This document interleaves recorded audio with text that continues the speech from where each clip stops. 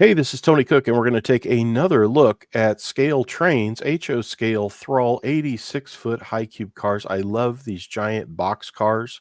I've been a fan of these cars since I was a little kid. I had stacks of the old Athearn Blue Box cars, and this has been a hole in the hobby for many years. I guess in contemporary times, maybe the Walthers Pullman Standard tooling got done, and then Tangent has done Greenvilles, and then now Thrall is hitting the. And I have none other than Chris Brimley here with me today. Chris, hello. Thank you Hello. for taking some time out of your day. Of course, happy to. And what I wanted to talk to you about today is this: there was a new run that was just announced that has a February 5th, 2024 deadline for pre-order, and these will be and as I wrote this up, you say modernized, but these cars, they basically don't hit the rails till 64. That Mhm. rule comes off on running boards for them in early like 66. So when you think of modernized 40-foot box cars, like, well, for eons, they had high brake wheels, high ladders, and these, what you're doing in the first run that's due out middle of the year is that very small percentage, but very interesting. I have asked for these before to have the running boards, the tall brake wheel ladders, because boy, they are really a sight that they're much different than what we're seeing. So we have the new run to talk about briefly, but the reason Chris is here with me today is, as you know, Chris is with ScaleTrains now, and you've taken over and are, we'll say, tweaking, enhancing the project on the Thralls. Can you tell us a little bit about what's going on with that? Yeah, sure. So as you had mentioned, we announced the original run of the 1964 through 65 delivered Thrall 86-foot auto parts boxes. It was the August National Train Show, and up to this point, I wasn't involved with the project at all. It was in other hands. I knew it was coming, but I was working on other things. And after it was announced, some people at the show who saw the initial production samples that we had called out the dreadnought ends, that there was something didn't look right with them. And at the time, we started doing artwork for the second run. And I was asked to step in and just be an extra set of eyes on the second run of artwork. And as I was starting to go through them, I started noticing a lot of just things that weren't quite right with the car. And then that's when, also looking at the dreadnought ends were not correct. And so. And how are they off? Are they off by, I know what dreadnoughts, we count them like a 3, 5, or was it the look of them? I mean, they look a little bulbous to me there, but maybe that's So just my eyes. there's a few issues with each of the corrugations that there are on the dreadnought ends. And so starting at the very top corrugation of the dreadnought, which is where the reporting marks are generally placed, that corrugation should actually, it was a very square corrugation that was done on our model, but correctly, it actually should kind of step down towards the ends and then taper down into the ends. But also, it wasn't the correct size. It was too narrow. And so it had to be corrected, the height placement of it, and then also the dimensionally, stumbling on my words, but the dimensional finesse to it was not correct either. Oh, wow. And then looking down the rest of the corrugations, they were either the incorrect size as well, or they were placed incorrectly laterally along the end of the cars. So they had to be adjusted. It may look like it that all of the large corrugations are the exact same size, but they're not. So when you have 3 panels of corrugations on a dreadnought end on this car. So the bottom corrugation on the top panel is slightly narrower than the upper 2. And then in the middle panel, the top and the bottom corrugation should be slightly narrower than the middle corrugation.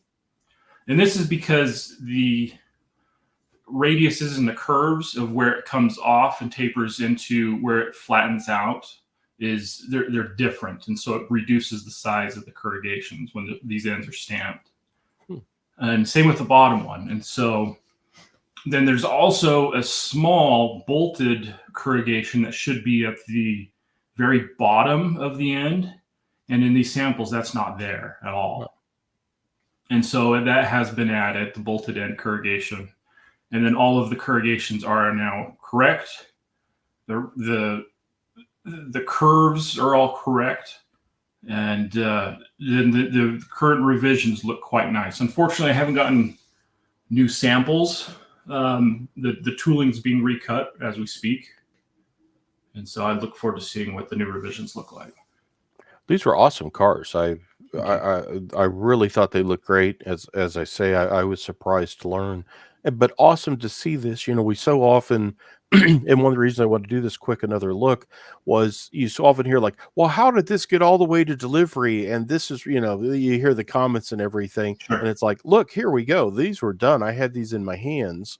You know, these were the pre-production models. So here's one that, you know, awesome that this is caught before it got out of the gate, so to speak. Yeah. This run, I think, is it still even with the revisions? Or is it hopeful that we'll see it mid 2024? Yeah, right now it's basically doing all the revisions is added on about 6 months to what we had originally estimated that these would be delivered. So it'll probably be mid, maybe a little leading into third quarter of this year, but they will be here this year. And this is available in a rivet counter. There's also an operator edition, Correct. and they mirror the paint schemes other than, I think, the Rio Grande, we get that slightly later Action Road logo versus the small flying. Is that correct? Correct. Yeah, it's a later the rivet counter model is based on a later delivery of the Thrall cars.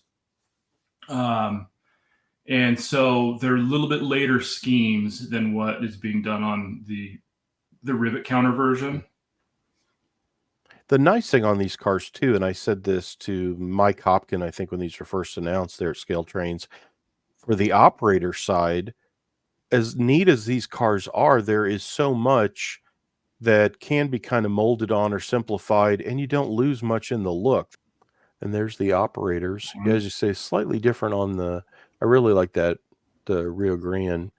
The operators are $37.99 is the asking price on those. So awesome there. I'm eager to see those. So a little bit delayed, but we're expecting those this year. And then just announced, this is what we're here for today in this another look, February 5th, which is right around the corner as we fly into 2024.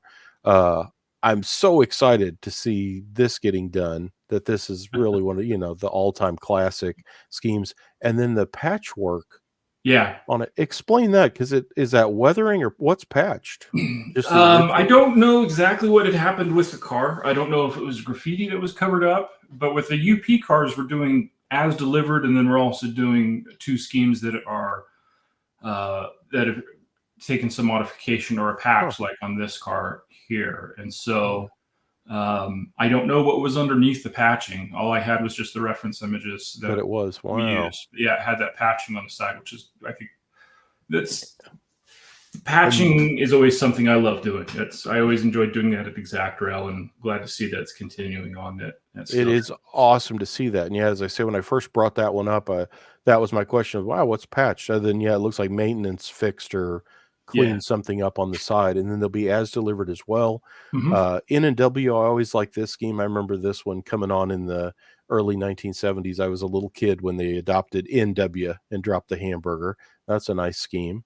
And then we have Grand Trunk, which the Grand Trunk Good Track Road. I just saw some of these as we came back from the St. Louis RPM. Shane Mason and I caught a train on Norfolk Southern in the middle of Missouri, and there was a whole streak of these thralls. And some of this was just so faded to where I had trouble looking at the original shots to try to catch the car numbers. The Grand Trunk are cool, and I'm glad that, I mean, they'll probably be disappearing this year because they're hitting their 50-year mark this year, or in 2023 they did. So they'll probably only be, I doubt they'll be in revenue service any longer. Wow. They'll just either be in captured service or Wow. I'd wondered on those because, yeah, they should be hitting even point.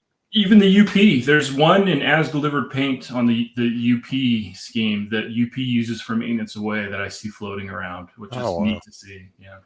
And boy, the Conrail folks have struck gold here. We've got 3 different can openers, lettering styles, and then 2 on the chassis as well. That we've got silver doors in the other. And then I assume the Santa Fe pretty close to the, it looks like some of that moves around as they did on the Santa Fe cars. Yeah, the Santa Fe ones are a repaint scheme. And so we're doing 2 different variations of repaints.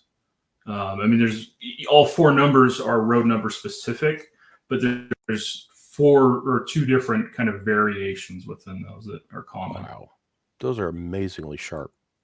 Well, cool information. Nice to know. All of these, the first rivet counter run that was announced previously, this new run, which will be no roof walks, low ladders, low brake version of the Thrall, and then the operator car. All those are due this year. And I appreciate you taking some time out, Chris, to kind of give an update on, because I don't know that everybody really, Shane Wilson mentioned this in that New Year's video, and that really caught my attention when he said, hey, we're making some changes and fixes because I really like these cars. So very awesome. Regrettable. That's not something we want to do, but I'm glad I'm not now, but we always did this exact route too, but I'm always glad to work with a company that wants to deliver the best that they can, and if it doesn't meet expectations, it needs to be corrected. I know that from the magazine business. I always like it better when I see, oh, that's not how you spell Union Pacific, before I go ahead and send it to press, rather than when I open it up out of the mailbox and go, oh, how did I do that? But luckily I have a very good proofreader. That really doesn't happen a lot. So there you have it. ScaleTrains.com is a place to go. You can get your reservations in now. February 5th is the deadline on that Thrall High Cube. You can also get ScaleTrains products from several dealers, hobby dealers across the country, like Lombard, Spring Creek Model Trains. So there are folks that offer ScaleTrains as well. But take a look, go to scaletrains.com. February 5th is the deadline, and we're looking for some super high cubes this year. Chris, appreciate what you're doing. And if you've not seen Chris Brimley's, he posts on Facebook a lot. It makes my day to get to see I'm glad somebody is out there enjoying. I love, the old Rio Grande, Colorado, Utah, and Chris has got an amazing eye for rail photography. So if you're on Facebook, look him up, look at the stuff he posts. This guy basically is putting out beautiful color art photography books for free on Facebook, and I appreciate it. I love the work you do, Chris. It's fun stuff. I thank you. I mean, my Flickr, I prefer that people go to my Flickr account. Oh, okay. That's more public, whereas my Facebook's a little bit more private. I can put a link down here in the description on the Flickr account. So there you have it. That's another look at the ScaleTrains Thrall High Cubes coming to both rivet counter and operator line this year. Thanks for watching. Thank you, Tony.